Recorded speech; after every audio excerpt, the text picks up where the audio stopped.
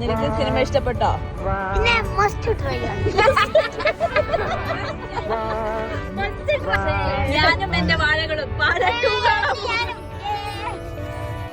Yes guys, കുറച്ച് late ആയിട്ടാണെങ്കിലും ഞങ്ങളും പോയി വാഴ 2 കാണാൻ. 10:45 ഷോനാണ് കേട്ടോ പോയത്.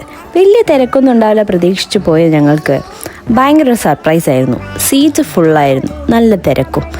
സോ റിവ്യൂ ഒക്കെ കേട്ടപ്പോൾ ഞങ്ങൾ കുറേ കാലമായി പോകണം എന്ന് വിചാരിക്കുന്നു. കുറച്ച് ലേറ്റായി പോയെങ്കിലും തിയേറ്ററിൽ തന്നെ കാണാൻ പറ്റിയത് ഞങ്ങൾക്ക് സന്തോഷം.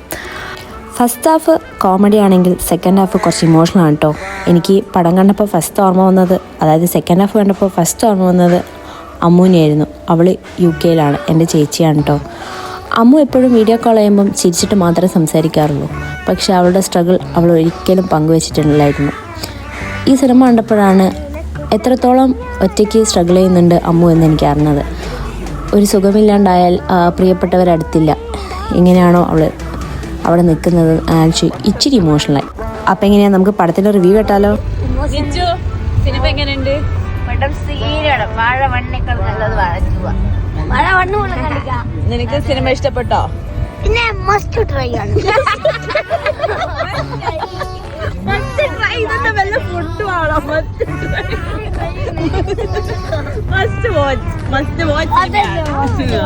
അപ്പം അവർ പറയുന്ന കേട്ടില്ലേ, പടം തൂക്കി വേറെ ലെവൽ. അപ്പം ഇത്രയേ ഉള്ളൂ. Bye bye.